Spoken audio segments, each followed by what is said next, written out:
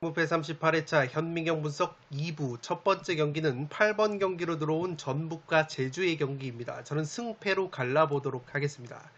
아직 현민경 분석 1부를 보지 않으신 분들은 지금 화면 위로 올라가는 링크를 클릭을 하시면 1부 먼저 시청을 하실 수 있습니다. 이 전북 같은 경우에는 최근에 5경기 4승 1무의 상승세를 타고 있습니다. 직전 성남과의 홈 경기에서도 3대2 신승을 거뒀는데 올 시즌 이상하게 홈에서 3승 5무 3패로 원정에서의 9승 1무 1패보다 확실히 홈에서 성적이 좋지 못한 징크스 아닌 징크스가 있습니다. 특히 제주와의 상대 전적을 보시면 3승 5무 2패로 상당히 팽팽한데 올 시즌 이미 두 차례 맞대결에서 모두 제주에게 0대2로 패배를 당한 바 있기 때문에 이번에도 제주가 천정 면모를 보여줄 수 있는 타이밍이지 않나 싶습니다. 전북 같은 경우에는 핵심 수비수 홍정호가 최근에 부상 여파로 빠져있기 때문에 이번 경기도 출전 여부가 불투명하고 동아시안컵에 차출이 됐었던 미드필더 백승호와 김진규가 부상 여파로 출전 여부가 불투명하다는 소식이 있기 때문에 이 동아시안컵에 총 6명이 차출이 된 전북 현대가 전력 누수와 더불어서 체력 누수까지 겹칠 것으로 생각이 됩니다. 그래도 최근에 컵대회 포함해서 8경기 6승 2무 무패를 달리면서 특유의 전북 꾸역승 모드가 발동이 되고 있고 K리그 원정 성적은 선두인데 홈에서 성적이 확실히 떨어지는 약점이 있습니다. 그래도 최근에는 홈에서 2승 2무를 거두면서 홈 징크스를 조금씩 극복해내고 있는 전북이라고 보시면 되겠습니다. K리그에서 실점이 가장 적은 것이 전북인데 측면 수비수 이용 선수가 수원FC로 이적이 되면서 오른쪽 측면 수비가 조금은 헐거워진 부분이 있습니다. 쿠니모토 선수가 음주운전으로 인해서 K리그를 떠나게 됐고 공격수 일류첸코가 서울로 이적이 됐기 때문에 이 전력 누수가 있었던 이적 시장이라고 보시면 되겠고 그래도 조지아 대표팀 측면 자원인 토르니케라는 공격수를 영입을 했는데 아직까지 토르니케 선수의 출전 여부는 불투명하다고 보시면 되겠습니다. 에이스 공격수 구스타보가 최근에 5경기 4골로 골 감각이 좋기 때문에 구스타보 선수 특유의 뚝배기 한 방을 기대를 걸어볼 수 있는 전북이라고 보시면 되겠습니다. 제주 같은 경우에는 1승 2무 2패 좋지 못한 흐름을 보여주고 있는데 직전 포항 원정에서 1대1 무승부에 그쳤습니다. 최근에 리그 6경기에서 1승 2무 3패로 1승밖에 없었던 제주이기 때문에 분위기가 썩 좋지 못하다는 것을 체크를 해 주시기 바랍니다. 패턴적으로도 올 시즌 리그 2연속 무승부가 없었기 때문에 이변이 나온다면 무승부보다는 제주의 승리 구미가 당기지 않나 싶습니다. 최근에 제주가 어려웠던 것이 핵심 수비 자원들의 이탈이 많았는데 핵심 왼쪽 윙백 정우재 선수와 중앙 수비수 정훈 선수가 여전히 출전 여부가 불투명합니다. 여기에 주전급 수비 자원인 김경재 역시 출전 여부가 불투명하기 때문에 이 제주가 자랑하는 3백 수비가 흔들리고 있는 최근의 흐름이라고 보시면 되겠고 이 중원에서 왕성한 활동량을 가져가는 김봉수라는 미드필더 역시 몸 상태가 100%가 아니기 때문에 수비와 중원 쪽에 전력 누수가 있을 것으로 생각이 됩니다. 동아시안컵에는 김동준 골키퍼 1명만 차출이 됐었기 때문에 체력 누수는 없을 것으로 생각이 됩니다. 제주의 에이스 공격수 주민규가 올 시즌 전북을 상대로 2경기 3골 1도움 킬러 면모가 있기 때문에 주민규 선수의 발끝에 기대를 걸어볼 수 있는 제주라고 보시면 되겠습니다. 최근에 베테랑 미드필더 구자철이 부상에서 돌아오면서 중원 쪽에서 뎁스가 늘어난 제주라고 보시면 되겠고 핵심 왼쪽 윙백 정우재 선수가 부상으로 빠지면서 공격 자원인 조성준을 왼쪽 윙백으로 기용을 하고 있는 변칙 전술이 가동이 되고 있습니다.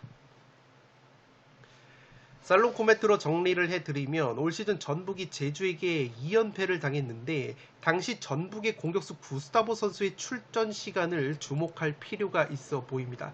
가장 최근에 홈에서 0대2로 전북이 제주에게 패배를 당했을 때 구스타보 선수가 후반 14분에 교체 투입이 됐고, 지난 3월 제주 원정에서 0대2 패배를 당했을 때도 구스타보가 후반 24분에 교체 투입이 됐기 때문에 상대적으로 구스타보 선수의 출전 시간이 상당히 짧았다고 보시면 되겠습니다.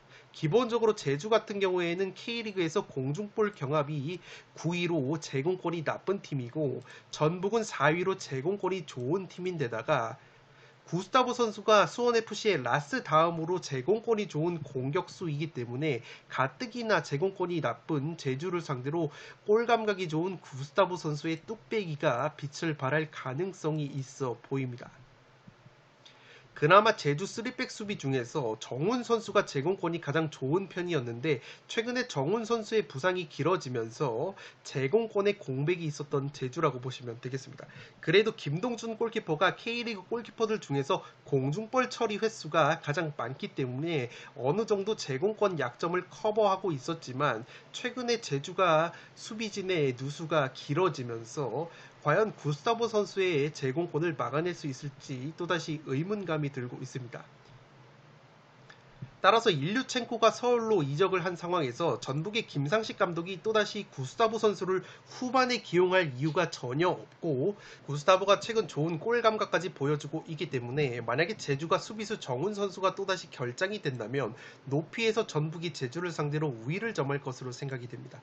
최근에 전북이 오픈 플레이 상황에서 득점이 저조한데 그래도 코너킥 세트피스 한 방으로 결정적인 골을 많이 넣고 있습니다. 반면에 제주는 최근에 강원, 성남을 상대로 세트피스 실점이 이어지면서 확실히 제공권에 대한 약점을 꾸준하게 노출을 하고 있기 때문에 전북이 세트피스에서 충분히 재미를 볼 가능성이 있어 보입니다. 다만 그렇다고 전북을 전적으로 믿기에는 일단 푹 쉰 제주 같은 경우에는 항상 좋은 경기력을 보여줄 뿐더러 제주의 주포 공격수 주민규가 올 시즌 전북 킬러 면모를 보여주고 있기 때문에 제주 사이드도 충분히 가져갈 만한 매치라고 생각이 됩니다.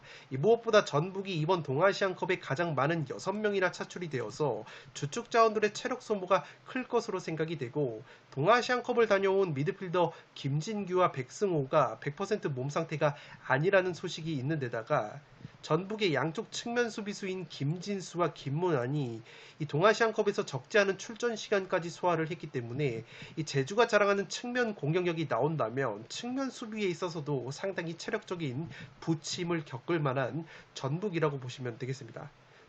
홈에서 성적이 현저히 떨어지는 올 시즌 전북의 홈 징크스까지 고려하면 전북의 승리를 단통으로 가기에는 리스크가 상당히 커 보이는 매치라고 생각이 됩니다. 전북의 핵심 수비수 홍정호의 부상 복귀 여부와 제주의 수비 자원들 부상 복귀 여부에 따라서 경기 양상이 달라질 수 있지만 충분히 투폴로 제주 사이드도 가져갈 만한 매치라고 생각이 됩니다. 8번 경기는 승패로 갈라보도록 하겠습니다. 9번 경기는 울산과 강원의 경기인데 과감하게 단통 무승부로 가면서 2변을 노려보도록 하겠습니다. 개인적으로 승무패가 다 보이는 경기이기 때문에 어떤 결과가 나와도 이상하지 않은 매치라고 생각이 되고, 그래도 저는 2변을 노린다면 과감하게 단통으로 무승부를 노려보도록 하겠습니다. 울산 같은 경우가 최근에 2승 2무 1패에 주춤하고 있는데 그래도 수원 삼성과의 홈 경기에서 2대1 승리를 거두면서 분위기 반전에 성공을 했습니다. 홈과 원정에서 기복이 없는 성적을 보여주는 울산이고, 특히 강원과의 상대 전적을 보시면 9승 1무 0패로 10경기에서 패배가 없었습니다. 20경기로 확대를 했을 때도 16승 4무로 강원을 상대로 패배가 없었던 울산이기 때문에 울산이 강원의 천적 면모가 있다고 보시면 되겠습니다.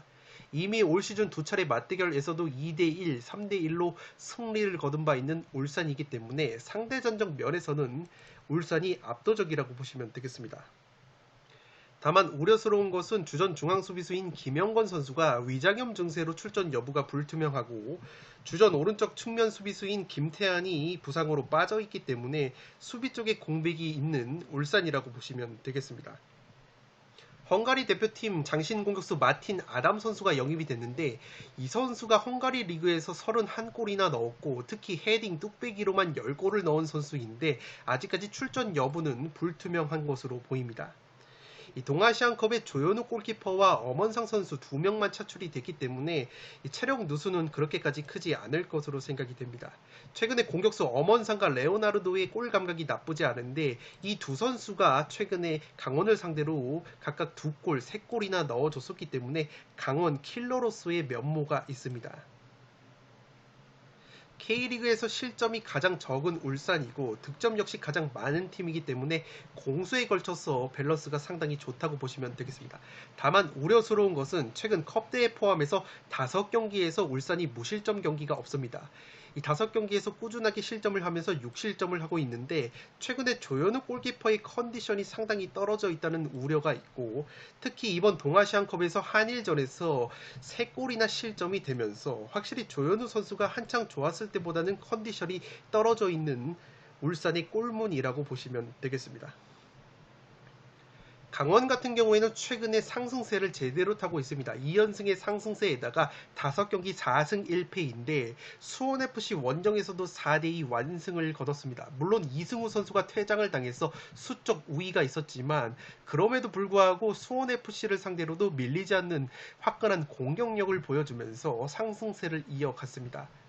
홈과 원정 성적을 비교하면 원정에서 성적이 떨어지고 실점이 늘어나는 약점이 있지만 확실히 최근에 공격력이 물이 올랐는데 5경기에서 14골이나 넣어주고 있는 강원이기 때문에 확실히 김대원, 양현준 두 원투펀치를 활용한 이 빠른 역습이 울산을 상대로도 통할 가능성이 높아 보입니다. 패턴적으로 리그 3연승이 없었기 때문에 이변이 나온다면 최대치는 무승부가 한계일 것 같은 패턴적인 부분이 있고 핵심 미드필더, 이 중앙 미드필더인 김동현 선수가 동아시안컵에 차출이 됐었는데 타박상을 입었다는 소식이 있기 때문에 김동현 선수의 출전 여부가 조금은 불투명합니다. 공격력이 좋다고 말씀을 드렸는데 이 반대급부로 실점 역시 5경기에서 80점으로 많기 때문에 이 무실점 경기를 하는 것은 상당히 힘들지 않을까 싶습니다. 외국인 공격수 발샤 선수가 기대 이상의 활약을 보여주고 있는데 이 발샤가 지난번에 울산을 상대로 데뷔골을 넣었던 좋은 기억이 있기 때문에 확실히 강원이 최전방 공격력이 살아있다고 보시면 되겠습니다. 왼발잡이 외국인 측면 자원인 갈레고까지 영입이 된 강원이기 때문에 상승세를 탈 수 있는 원동력이지 않을까 생각이 되고 있습니다.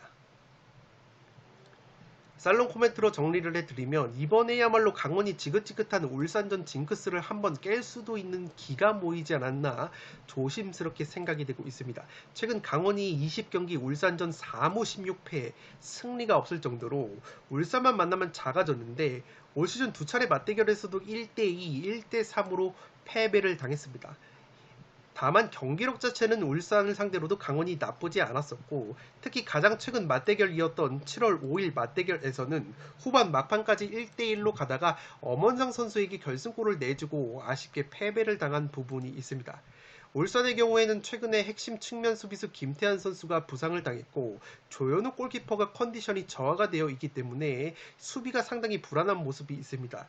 컵대회 포함해서 5경기 무실점 경기가 없을 정도로 울산 특유의 짠물 수비가 흔들리고 있는 최근의 흐름이고 최근에 울산이 K리그 경기에서 승리를 거두지 못했던 경기를 보면 대구 1대1 무승부, 포항 0대2 패배에서 역습 한 방이 날카로운 팀들을 상대로는 상당히 고전을 했던 울산이라고 보시면 되겠습니다.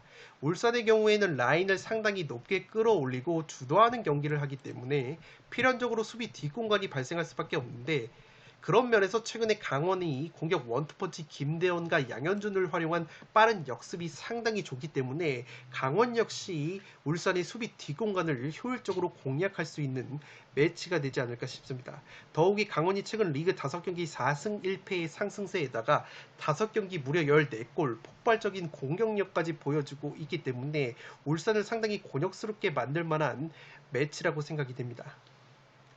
다만 울산의 경우에는 약점이었던 제공권 측면에서 헝가리 대표팀 장신 공격수 마틴 아담이 합류를 했기 때문에 아담 선수가 후반에라도 출전이 된다면 높이에서 충분히 경쟁력이 있을 수 있는 울산이라고 보시면 되겠고 강원이 최근에 공격력은 절정이지만 역시나 수비력은 5경기 80점으로 불안한 모습이 있기 때문에 원정에서 실점이 늘어나는 강원이 울산을 상대로 무실점 경기를 하기에는 어렵지 않을까 싶습니다. 패턴적으로 봤을 때 리그 3연승이 없었던 강원이기 때문에 무승부 이변을 생각하고 계셨던 분들은 참고를 하시기 바랍니다. 울산 홍명보 감독이 최근에 컨디션이 떨어지고 동아시안컵까지 다녀온 조현우 골키퍼 대신에 이 백업 골키퍼인 조수혁을 오히려 선발로 기용을 한다면 의외로 조수혁 선수가 좋은 선방 능력을 보여주면서 허무하게 울산의 승리로 나올 가능성도 있어 보입니다. 조수혁 선수가 울산이 추구하는 빌드업 축구에 있어서는 오히려 조현우보다는 발밑이 좋은 평가를 받는 부분도 있기 때문에 이 컨디션이 떨어져 있는 조현우 골키퍼 대신에 깜짝 조수혁의 선발 기용이 있다면 울산도 충분히 승리를 노려볼 만한 매치라고 생각이 됩니다. 다만 강원 역시 핵심 미드필더 김동현이 동아시안컵에서 타박상을 당했다는 소식이 있기 때문에 이 김동현이라는 선수가 중원에서 롱패스가 상당히 좋고 전환 패스와 역습 한방 시발점 역할을 하는 선수이기 때문에 만약에 강원 역시 김동현이 나오지 못한다면 최대치 이변은 무승부라고 보여지기 때문에 9번 경기는 저는 과감하게 단통 무승부로 가도록 하겠습니다. 10번 경기는 수원 삼성과 김천 상무의 경기인데 수원 삼성의 단통 승리로 가보도록 하겠습니다. 수원 삼성이 최근에 2연패 수렁에 빠지면서 계속해서 승리를 거두지 못하고 있습니다. 컵대회 포함해서 9경기 3무 6패의 하락세에 빠져 있는데 그래도 홈에서는 4승 4무 3패로 원정에서의 0승 4무 7패보다 확실히 홈발을 받는 것이 수원 삼성이라고 보시면 되겠고 특히 홈에서는 실점이 10골이나 감소가 되는 수비력 상승이 있습니다. 상대전적 면에서도 김천 상무를 상대로 올 시즌 3경기에서 1승 2무로 근소한 우위가 있는 수원 삼성이기 때문에 한번 분위기 반전에 성공할 타이밍이지 않나 싶습니다. 주전 공격수 김건희가 J리그 삿포로로 이적이 임박했다는 소식이 있기 때문에 출전 여부가 불투명하지만 그래도 영입생 공격수 안병준 선수가 울산전에서 데뷔골을 신고를 하면서 최전방에서 골 결정력을 살려줄 수 있는 가능성을 내비쳤다고 보시면 되겠습니다. 최근에 9경기 4골로 여전히 무득점 경기가 많은 것이 수원 삼성이고 성남보다도 떨어지는 공격력이 가장 큰 약점이라고 보시면 되겠습니다. 동아시안컵 출전 인원이 없었기 때문에 체력 누수는 없을 것으로 생각이 됩니다. 김천 같은 경우에는 인천과의 홈경기에서 0대1로 패배를 당하면서 김천 역시 연패 수렁에 빠져 있습니다. 홈에서 4승 3무 4패, 원정에서 1승 4무 6패로 김천은 원정에서 성적이 떨어지는 약점이 있습니다. 패턴적으로 봤을 때 리그 3연패가 없었는데 현재 2연패 중이라는 점에서 패턴을 중시하는 분들은 수원 삼성의 승리가 조금은 무모한 도전이라고 생각이 되실 수 있는데 김천 같은 경우에는 동아시안컵 차출 인원이 이 5명이나 됩니다. 수비수 김주성을 비롯해서 박지수, 이영재, 권창훈, 조규성 같은 자원들이 동아시안컵을 다녀왔기 때문에 수원 삼성보다도 핵심 자원들의 체력 소모가 클 것으로 생각이 됩니다.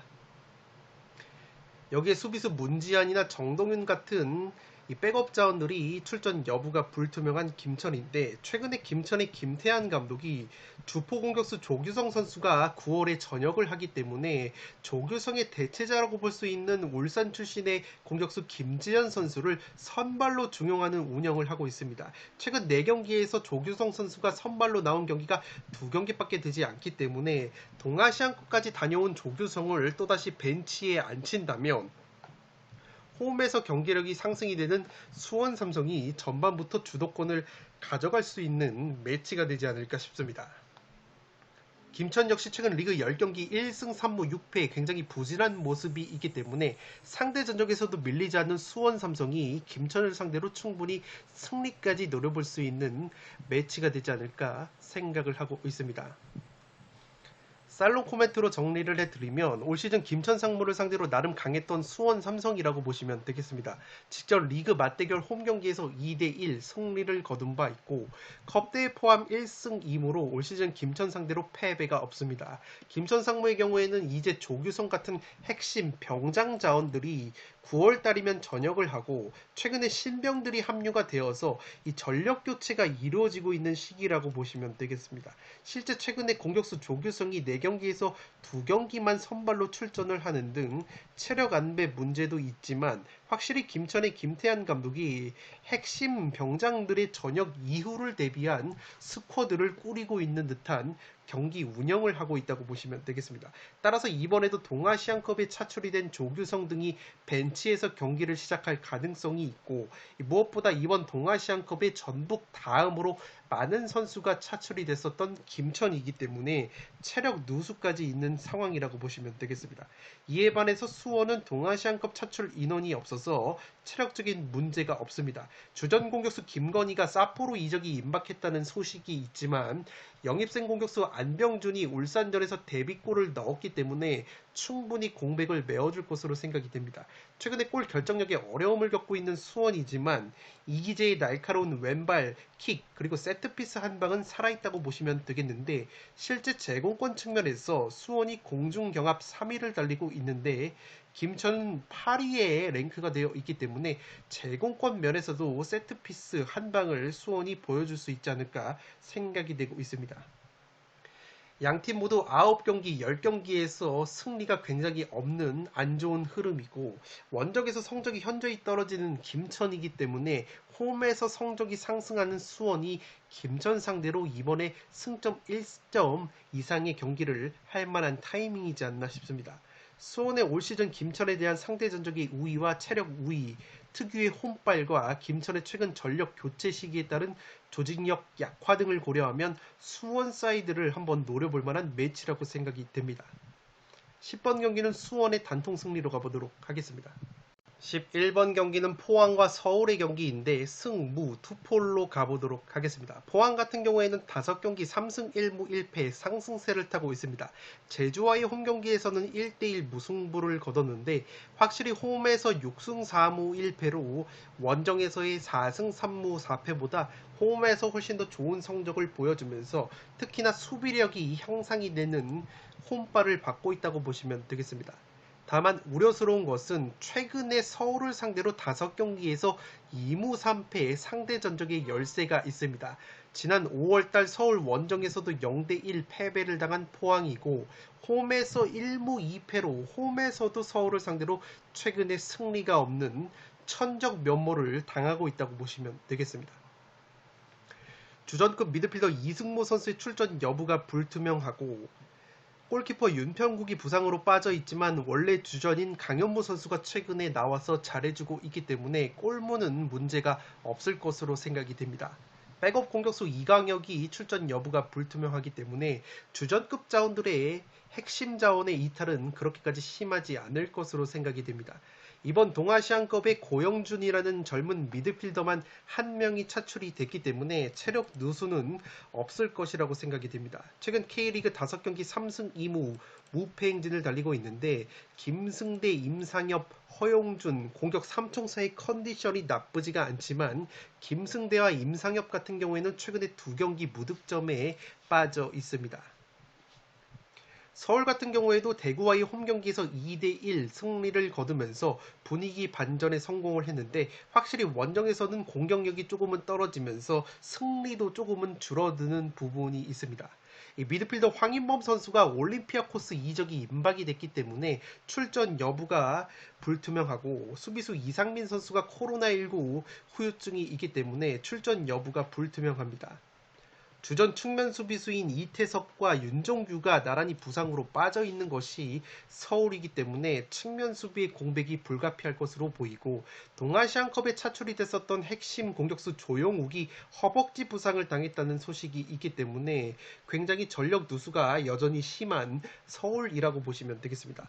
서울 같은 경우에는 윤종규, 강성진, 조영욱, 나상호 이 4명의 선수가 동아시안컵에 차출이 됐고, 황인범 같은 경우에는 도중에 소집 해제가 됐기 때문에 굉장히 많은 인원이 동아시안컵에 차출이 되어서 체력 누수가 있을 것으로 생각이 됩니다. 그래도 에이스 공격수인 나상호 선수가 최근에 포항을 상대로 4경기 3골로 킬러 면모가 있었기 때문에 동아시안컵에서도 굉장히 맹활약을 했었던 나상호 선수가 충분히 해줄 수 있는 매치가 되지 않을까 생각이 되고 있습니다. 포항 출신의 공격수 일류첸코가 최근에 전북을 떠나서 서울로 이적이 됐는데 대구전에서 데뷔전 데뷔골을 신고를 했기 때문에 과연 친정팀을 상대로 비수를 꽂을 수 있을지 귀추가 주목이 되고 있습니다. 젊은 공격수 한국의 마레즈라고 평가를 받고 있는 왼발이 좋은 강성진이라는 공격수가 동아시안컵에서 홍콩을 상대로 2골이나 넣으면서 존재감을 과시를 했고 일본 미드필더 케이지로 선수를 영입을 해서 중원에서의 활동량을 강화를 했습니다.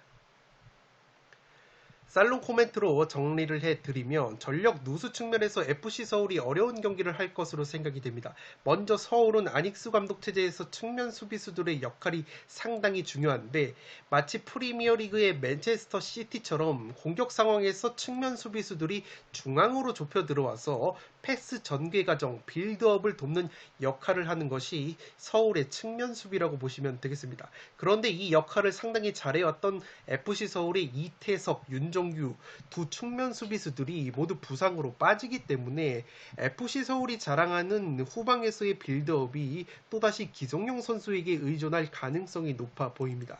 더욱이 미드필더 황인범이 올림피아코스 이적이 임박이 됐기 때문에 이 중원에서 믿을 수 있는 자원이 기성용 선수밖에 없는 현실이고 기본적으로 압박 라인이 높은 서울이기 때문에 수비 뒷공간에 대한 약점이 항상 있는데 포항의 경우에는 빠르게 뒷공간을 파고들 수 있는 김승대, 정재희, 임상엽 같은 자원들이 포진해 있습니다. 따라서 전술 상성적으로도 포항이 나쁘지 않은 경기를 할 만한 매치라고 생각이 됩니다. 또한 포항과 서울 모두 K리그에서 측면 크로스를 가장 많이 활용하는 두 팀이라고 보시면 되겠습니다.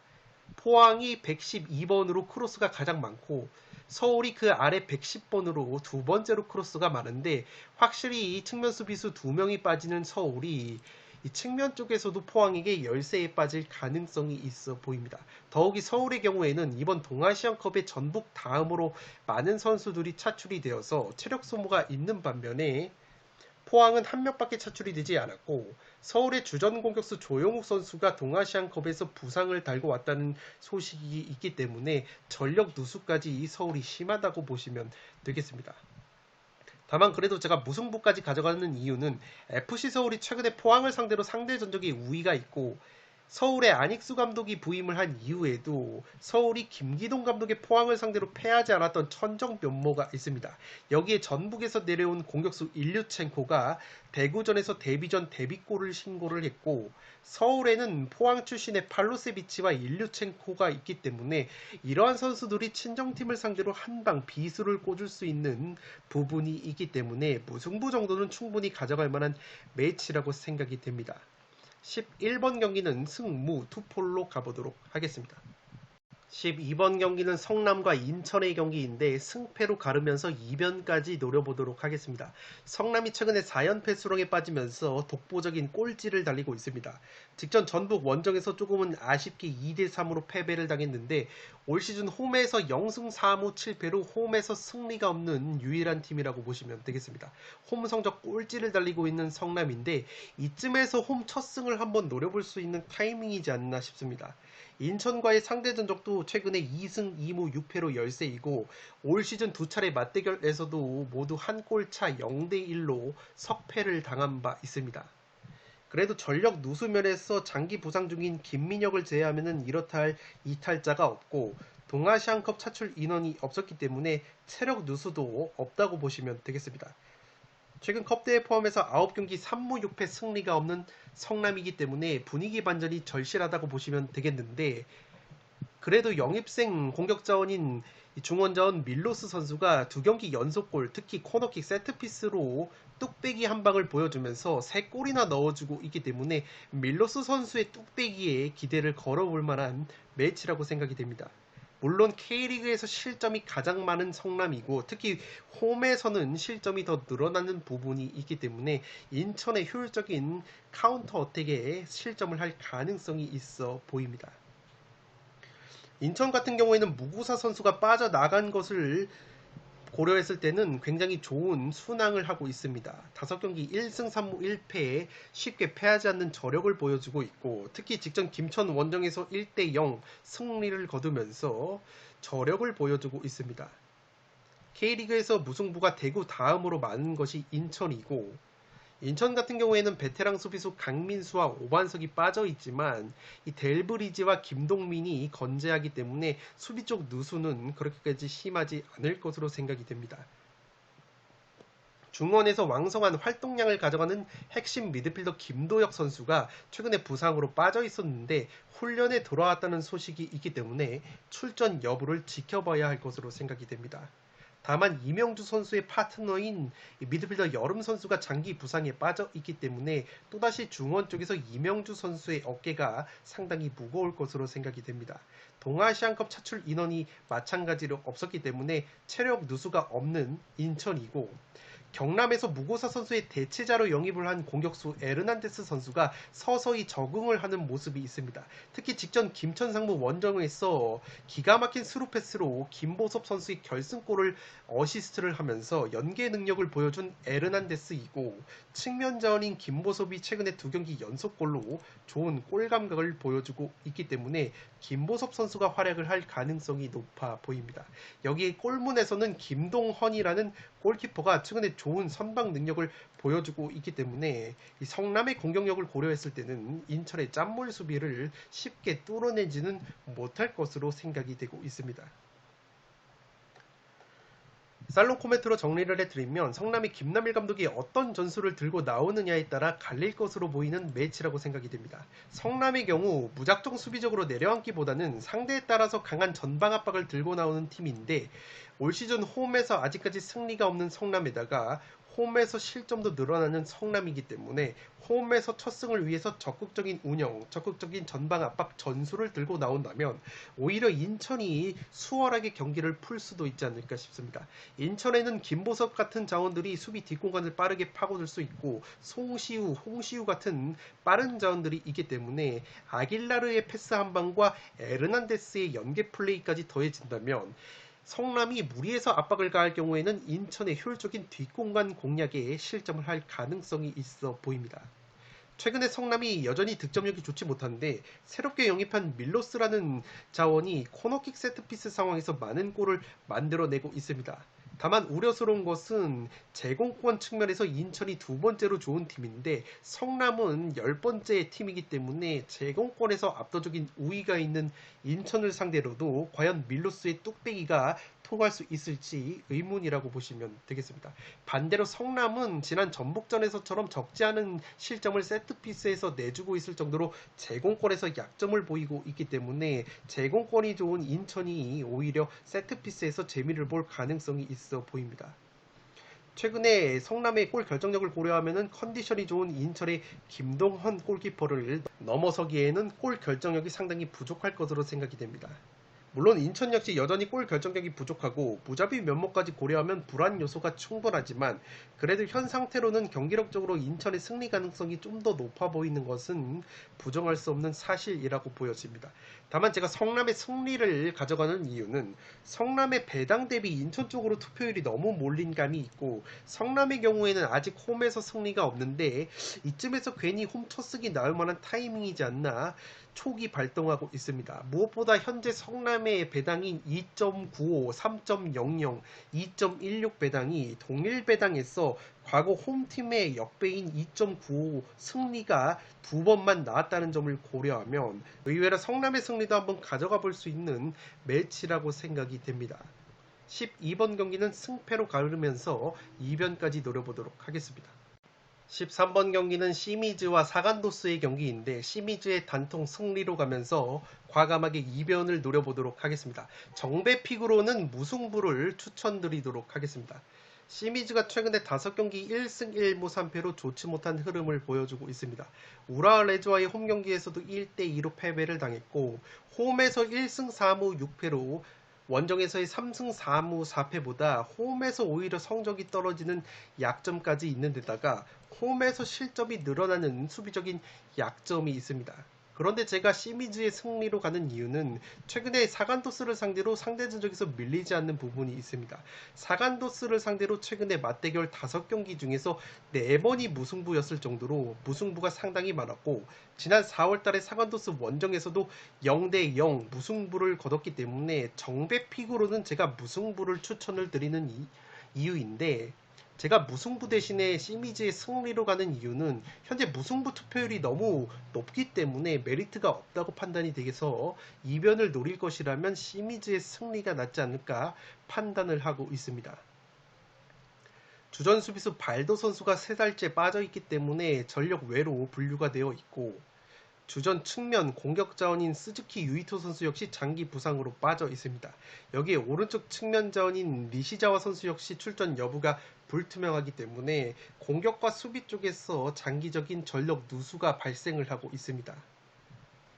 동아시안컵 출전 인원이 없었기 때문에 체력 누수는 없을 것이라고 생각이 되고, 시미즈 같은 경우에는 측면 크로스로 가장 많은 골을 넣으면서 실점도 크로스로 가장 많이 하고 있기 때문에 측면이 양날의 검이라고 보시면 되겠습니다. 그래도 외국인 에이스 공격수 티아고 산타나 선수가 최근에 6경기 4골 2도움으로 절정의 골 감각을 보여주고 있기 때문에 티아고 선수의 한 방이 나와준다면 홈에서 충분히 이변을 만들어낼 수 있는 시미즈가 되지 않을까 생각이 되고 있습니다. 사간도스 같은 경우에도 최근에 5경기 1승 1무 3패 좋지 못한 흐름을 보여주고 있습니다. 물론 요코마리와의 홈경기에서 2대2 무승부를 거둔 것은 굉장히 좋은 성과라고 볼 수 있겠는데, 이 원정에서 성적이 떨어지는 약점이 있습니다.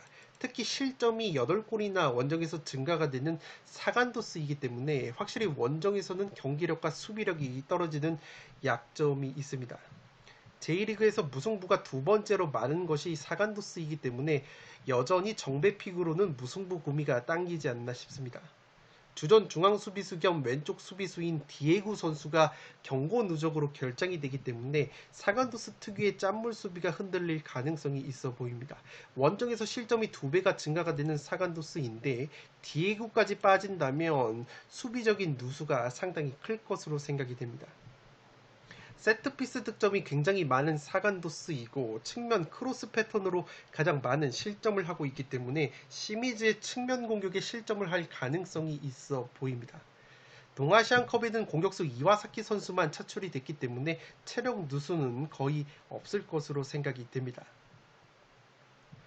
살롱 코멘트로 정리를 해드리면 전술 상성적으로 홈팀 시미즈에게도 충분히 기회가 있는 경기라고 생각이 됩니다. 사간도스의 경우에는 J리그에서 전방 압박이 가장 빡센 팀 중에 하나이기 때문에 필연적으로 수비 뒷공간이 발생하는 약점이 있습니다. 실제 사간도스가 스루패스 패턴으로만 실점을 3골을 하고 있는데, 이 시미즈 같은 경우에는 J리그에서 가시와 레이솔, 세레소, 오사카 다음으로 스루패스에 의한 득점이 4골로 많다고 보시면 되겠습니다. 노란색 부분으로 표시되어 있는 부분이 스루패스 패턴인데, 시미즈가 3번째로 J리그에서 스루패스 득점이 많기 때문에 사간도스가 원정에서 무리하게 압박을 가한다면 수비 뒷공간을 노출하면서 시미즈의 예리한 스루패스 한 방에 실점을 할 가능성이 있어 보입니다. 여기에 사간도스가 기본적으로 원정에서 실점이 늘어나고 디에구라는 주전 수비수까지 징계로 빠지기 때문에 시미즈를 상대로 의외로 실점을 할 가능성이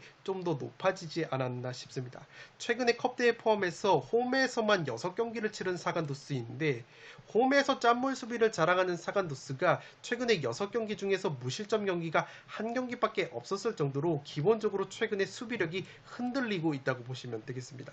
반면에 시미즈는 외국인 공격수 티아고 산타나 선수의 골 결정력이 절정에 올라와 있고, 사간도스가 측면 크로스에 의한 실점이 가장 많은데 시미즈가 측면 크로스로 가장 많은 득점을 하고 있다는 점도 시미즈 쪽 이변을 노려볼 수 있는 근거라고 보시면 되겠습니다.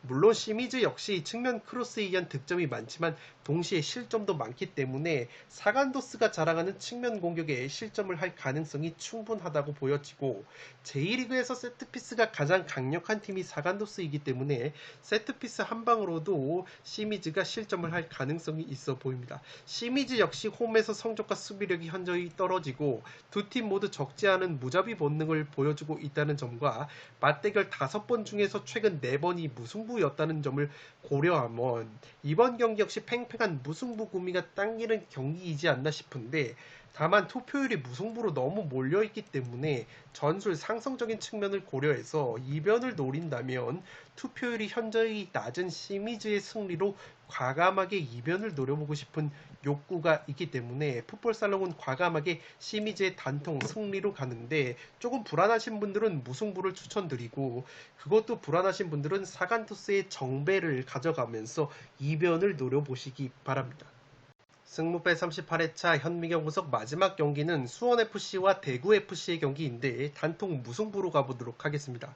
수원FC가 최근에 5경기 3승 1무 1패에 굉장히 좋은 흐름을 보여주고 있다가 직전 강원과의 홈경기에서 2대4 패배를 당하면서 상승세가 한풀 꺾였습니다. 에이스 이승우 선수가 도중에 퇴장을 당하면서 수적 열세에 빠지면서 경기가 급격하게 기울었던 강원전인데, 그래도 강원전 패배를 제외하면은 최근에 K리그 6경기 5승 1무의 상승세를 타고 있었습니다.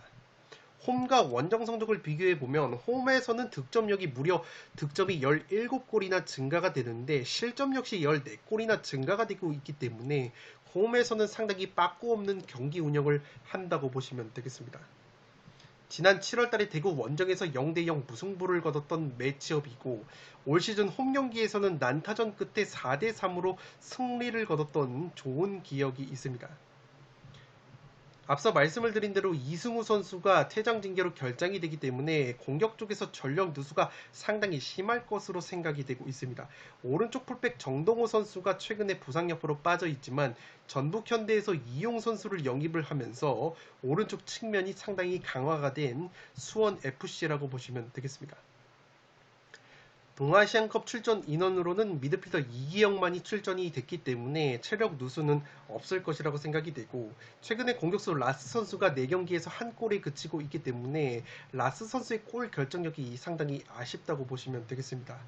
이승우 선수가 8경기에서 6골의 상승세였는데 강원전 퇴장으로 나설 수 없는 것이 뼈아픈 전력 누수라고 보여집니다. 공격력이 굉장히 좋은 팀인데 울산과 함께 득점이 가장 많은 팀이지만 동시에 실점도 2번째로 많기 때문에 특히 홈에서는 굉장히 득점도 많고 실점도 많은 빠꾸 없는 경기 운영을 한다고 보시면 되겠습니다.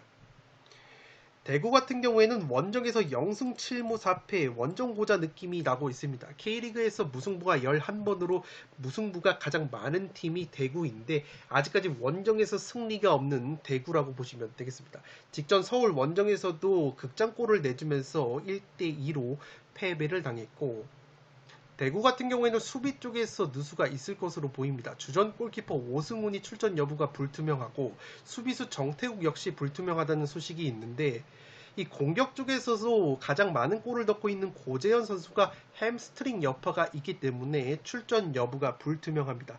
여기에 에이스 세징야가 최근에 부상으로 빠져 있다가 훈련에 복귀를 했는데 훈련 도중에 추가적인 부상을 당했다는 소식이 있기 때문에 만약에 세징야 선수와 고재현이 동시에 나오지 못한다면 또다시 대구가 원정 고자 느낌을 지울 수가 없는 매치가 되지 않을까 싶습니다.